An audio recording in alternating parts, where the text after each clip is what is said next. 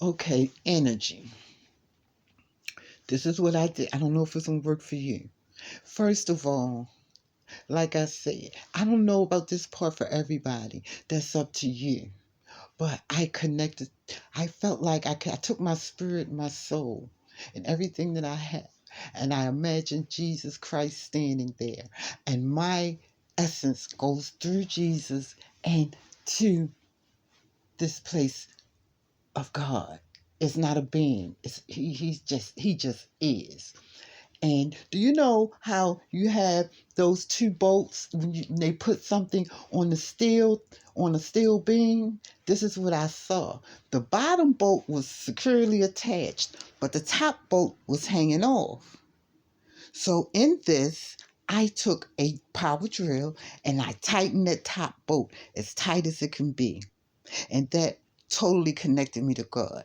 Then I went back through Jesus and I said, Holy Spirit, I give you permission to come in and take control. Now, me being who I am and a human being, I'm having an issue with that because I moved from the driver's seat to the passenger seat and I let the Holy Spirit sit in the driver's seat. But guess what? I keep grabbing the wheel. I keep grabbing the wheel. So I'm working on it. I got to stop grabbing the wheel, but I keep doing it unintentionally. So now let's go to the energy because now I'm connected. So what I did was I took and imagine the middle of my vessel, which would be my stomach area, as a high grade shredder. And then, you know, when you're in elementary school and they have that thick paper with the lines on it, and then they use the magic marker to write the word on, then they have the whole paper with the definition. I took all of those words, slave, nigger, bitch, abuse, destroy, good, bad, ugly, everything, all of it. And I put it in the shredder, the words. And then I took the definitions and I put them in the shredder. I let it all shred. And then because your energy is always there, it's flowing. That's how they use it against you.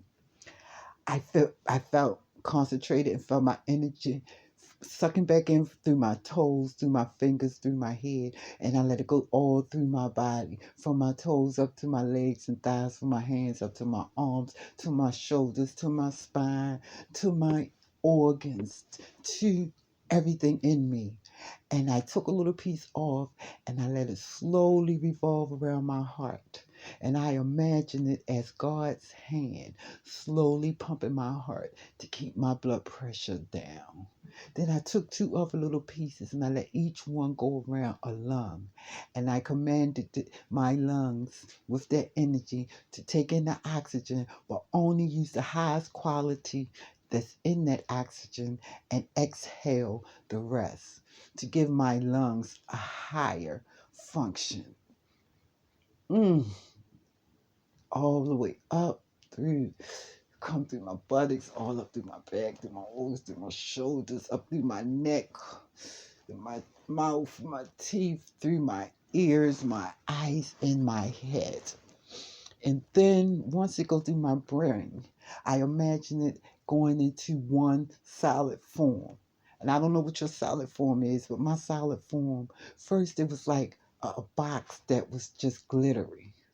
And the more I did it, the shape started to change. But once I form that solid block, I allow it to burst into zillions and zillions of little particles. And those particles go through my vessel and they attach where they need to attach. So once I do that, I just start working on intensifying and building my energy. And I take that energy and I got it to build a shield over my whole body, over all my limbs and my skin. This shield has to be built and intensified because this is what's going to protect me. And you just keep working on it. You keep refining your energy. Your energy and awareness always was, always is, and always will be. And you build that energy and you build your shield to protect yourself. Let me go back to one of what I call the spirit of the demon that was in the sky. Now, I'm not sure. I know that it came to destroy me, but it kind of helped me because, like I said, there's a lot of things in those doors that happened. This person was into his energy as I was. Because when I first met him, I felt his energy. And I put my shield up unintentionally, but one of his arrows got in. So we started, just talking how people talk. So we were talking. I was sitting down in my yard. He came in my yard. We was talking. He was standing there. And all of a sudden, I feel this pressure. It's like pushing down on me. And I said, stop. You're suffocating me. You're choking me. And he said, look at me, Angie. I'm not touching you. I said, your energy, pull your energy off of me. It's suffocating me. And he smiled and it stopped. So what it did was ignited something in me that was in one of those doors. And when I walked through that door, I remember one time my mother, I was like 7, sent me next door to get something from one of her best friends. And like I said, as a kid, until I was beaten into, toughened up, and turned into that hardcore person, I was a loving and scared little girl. So when I came out, all of these pigeons started pooping. It was like, oh my goodness, like a thunderstorm of rain coming down. And I backed up against a car and I just started screaming and crying and screaming and crying, right? Guess what? My mother said, go, just move, just move. She looked out the window. Nobody in the block could understand why not a drop of poop got on me. But dealing with that demon spirit, that's why I said I don't know if it came to hurt me or to help me, because he ignited the memory of the power that I have of using my energy to build a shield. Because I went back to that memory and nobody could understand why no poop got on me.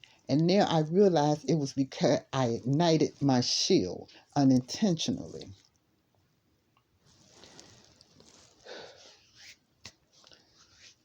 Some of the things that God showed me that happened to me that I didn't remember, like I said, it just made my mind go crazy because I had to sign myself in because I just felt like I was going crazy and there was something wrong with me.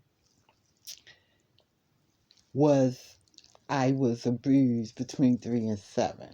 And I don't know how I stored that memory away. I don't know how.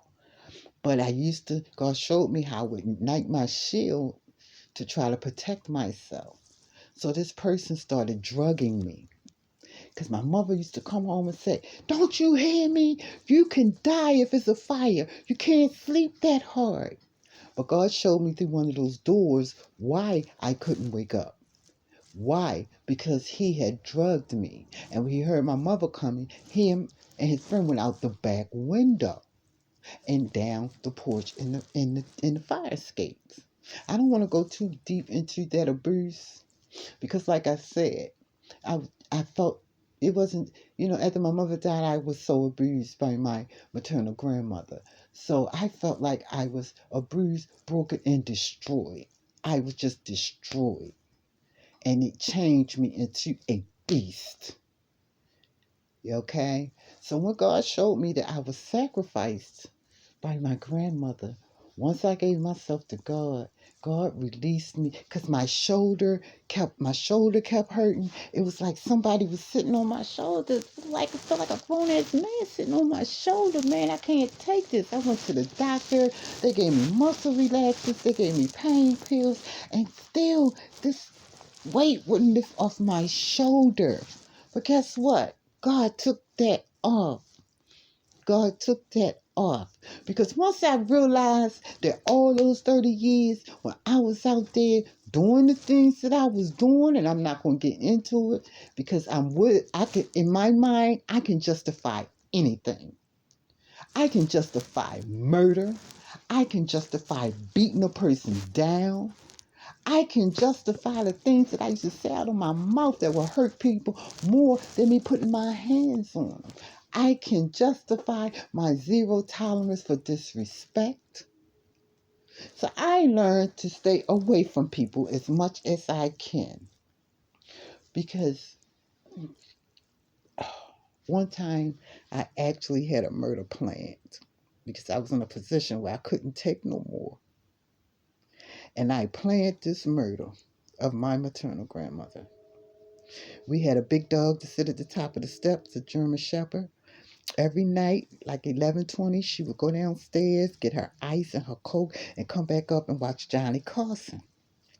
So I decided that when she got up that night to go get her stuff, I was going to come behind her and push her down the steps. And then if I was going to go down to the bottom of the steps, and if she wasn't dead, I was going to break her neck. So I'm sitting there waiting for her to go down and get up to go down them steps. I was going to actually murder this woman. I had claw marks in my neck. My lip was big from being hit with a hammer. I'm fighting every day for my virginity from her oldest grandson that she blamed me for everything he tried to do to me. She blamed me for stabbing him when he was doing things, trying to do things to me. I just couldn't take no more. And the only reason why I was taking it because I didn't want to be separated from my baby sister.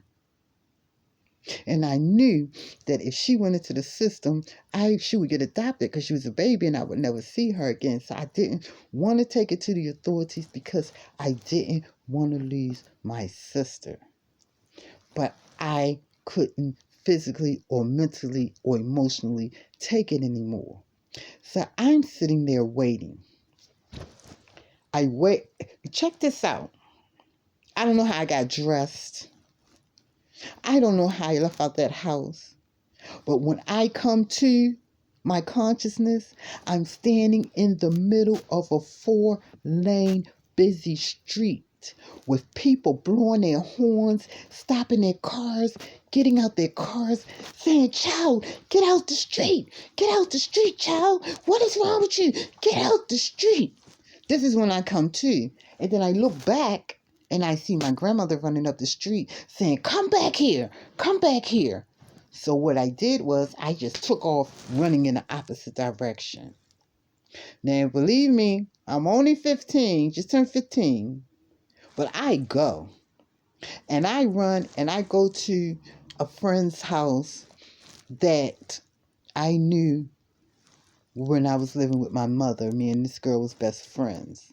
And I did a lot of things for her and her mother and her sister. They the ones that actually taught me how to bowl. And actually, the night my mother was killed, I wasn't there because I stayed the night at this girl's house, so I was not there. I maybe could have saved or protected my mother or helped my mother, but I wasn't there. But I had to come home to find my mother laying dead.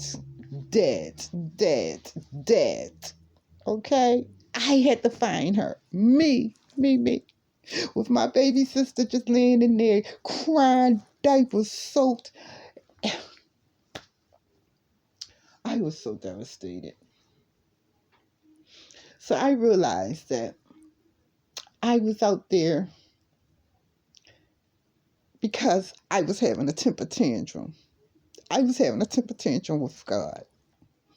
And as much as I love God, I blamed God. I said, "God, how could you say you love me and allow this to happen?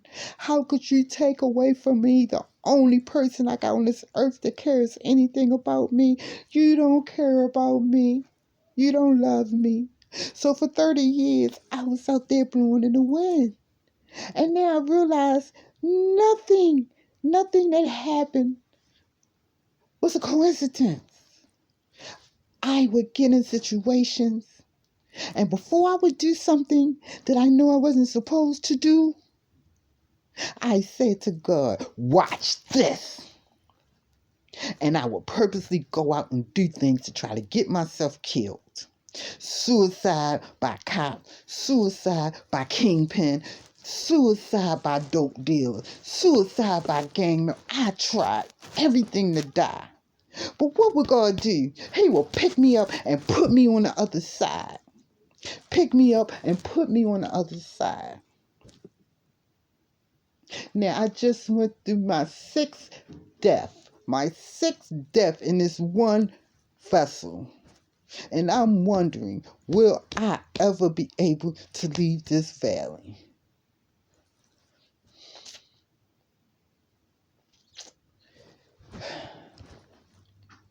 Work on your energy.